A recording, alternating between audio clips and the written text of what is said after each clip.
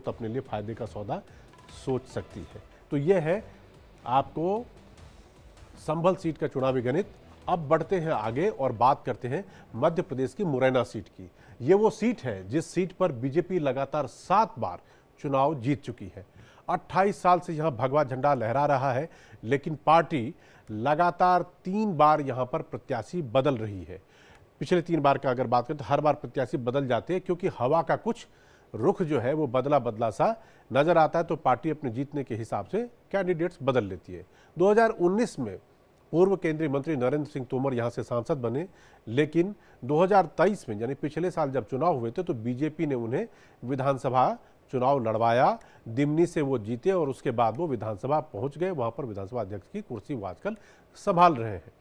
नरेंद्र तोमर की जगह इस बार बीजेपी ने उनके घोर समर्थक शिवमंगल सिंह तोमर को मैदान में उतारा है, लेकिन मुश्किल ये है कि वो 2013 और 2018 में विधानसभा चुनाव हार चुके हैं। जीते नहीं थे, हारे थे, बावजूद इसके उनको लोकसभा में उतारा है।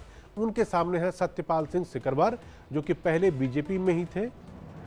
सिकरवर फैमिली का मुरैना में अच्छा जनाधार है, यानी शिवमंगल तोमर को कड़ी टक्कर मिल रही है। वहां पर बीएसपी ने रमेश चंद्र गर्ग को उतारा है, जो पूर्व कांग्रेस नेता है और टिकट नहीं मिलने से बीएसपी में आए हैं, यानी थोड़ी बहुत नाराजगी और बगावत आप कह सकते हैं।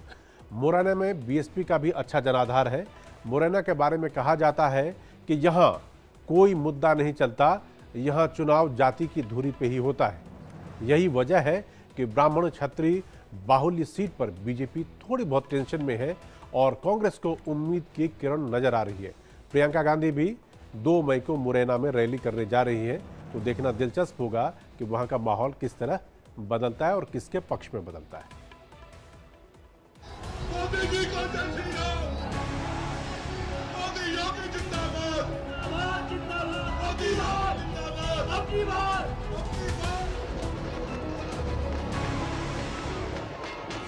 विरासत पर सियासत, मुरैना में महाभारत। अपनी संपत्ति बचाने के लिए पहले जो इनहेरिटेंस कानून था उसको समाप्त किया और खुद के पैसे बचा लिए।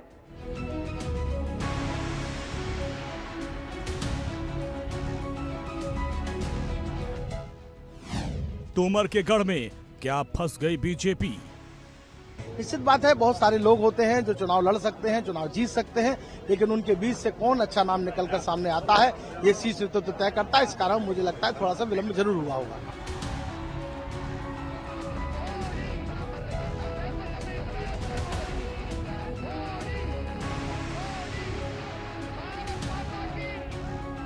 प्रधानमंत्री नरेंद्र मोदी की अगुवाई में बीजेपी भले ही एमपी की सभी 29 सीटों पर भगवा लहराने का दम भर रही है, लेकिन राजगढ़, रतलाम, सीधी, सतना और मुरैना समेत कई सीटों पर हवा का रुख कुछ बदला बदला नजर आ रहा है।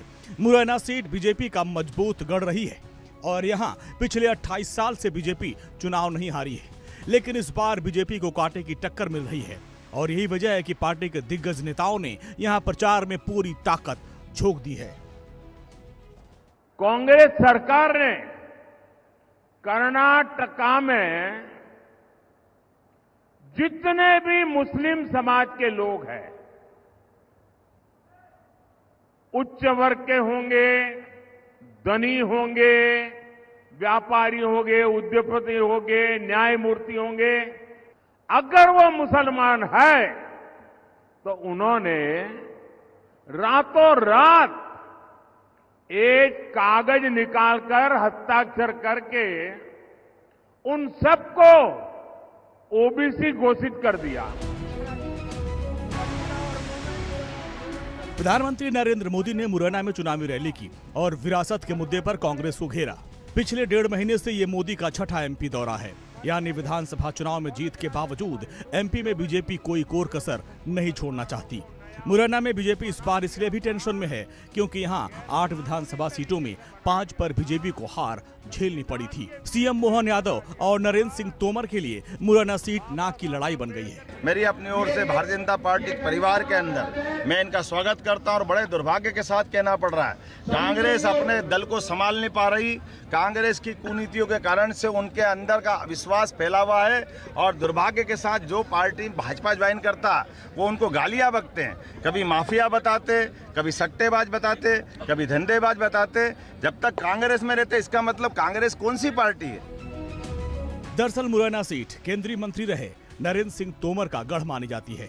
उन्होंने यहाँ से 2009 और 2019 में जीत दर्ज की थी, लेकिन 2023 में पार्टी ने उन्हें विधानसभा में भेज दिया। दिमनी से वो चुनाव जीतकर फिलहाल विधानसभा अध्यक्ष की कुर्सी संभाल रहे हैं। नरेंद्र सिंह तोमर की जगह बीजेपी ने अब की बार उनके बेहद करीबी शिवमंगल सिंह तोमर को मुरैना से उतारा। उनके सामने हैं कांग्रेस के प्रत्याशी सत्यपाल सिंह सिकवार। बीजेपी से कांग्रेस में आए सिकवार सुमावली से विधायक रह चुके हैं और इलाके में उनका अच्छा खासा प्रभाव है। बीएसपी ने कारोबारी और पूर्व कांग्रेस के नेता रमेश चंद्र गर्ग को मैदान में उतारा है, जिससे यहां का मुकाबला त्रिकोणीय हो गया है। रमेश गर्ग बड़े नेता हैं। वो कांग्रेस से टिकट चाह रहे थे, लेकिन टिकट नहीं मिलने से नाराज होकर वो बीएसपी में आ गए। यानी वो दोनों पार्टियों के वोट बैंक में सेंध लगा सकते हैं।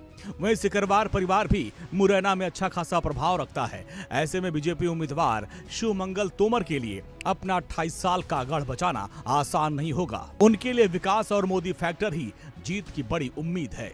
भारतीय जनता पार्टी आज से ही नहीं, पहले से ही कार्यकर्ता की कीमत करती रही है और ये भारतीय जनता पार्टी कार्यकर्ता बेस पार्टी है और कार्यकर्ता बेस पार्टी होने के नाते उन्होंने हमेशा कार्यकर्ता की कीमत भारतीय जनता पार्टी ने की है। एक व्यक्ति कहीं नहीं करता, एक परिवार की पार्टी नहीं है, ये सबकी पार्टी है और सब लोग मिलकर इसमें फैसला करते हैं। तो कार्यकर्ता की कीमत तो स्वाभाविक है, अपने आप होना है। देखिए, मैं पहले ही कह चुका हूं कि मैं छात्र राजनीति से निकलकर इस विधानसभा तक पहुंचा, लोकसभा का प्रत्याशी बना हुआ हूं। मैं आपके माध्यम से विश्वास दिलाना चाहता हूं कि मेरा जो अभी तक का कार्यकाल रहा है वो छात्रों के लिए ही संघर्ष करता रहा हूं, युवाओं के लिए संघर्ष करता रहा हूं। मेरा अधिक तक जो काम है वो छात्रों युवाओं के लिए संघर्ष में जाएगा और उनके लिए मैं अधिक से अधिक काम करने का प्रयास करूंगा।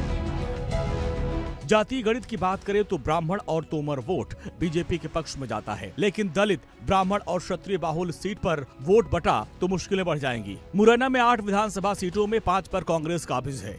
इस हिसाब से अगर देखा जाए तो मुकाबला टक्कर का है और यही वजह है कि प्रधानमंत्री नरेंद्र मोदी कांग्रेस और गांधी परिवार पर यहां हमलावर नजर आ रहे हैं। आरक्षण से लेकर विरासत तक सभी मुद्दों पर प्रधानमंत्री मोदी करारा जवाब दे रहे हैं कि जब इंदिरा जी नहीं रही और उनके बेटे राजीव गांधी जी को ये प्रॉपर्टी मिलने की थी, लिख करके गई थी, तो अब सरकार को पैसा चला न जाए, प्रॉपर्टी को बचाना था।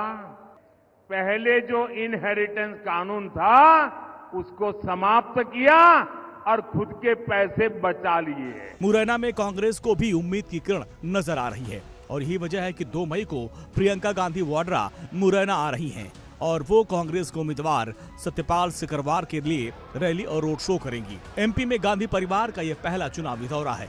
अब देखना ये होगा कि 7 मई को तीसरे चरण में मुरैना की जनता किसके पक्ष में वोट करती है। Bureau report, India daily live.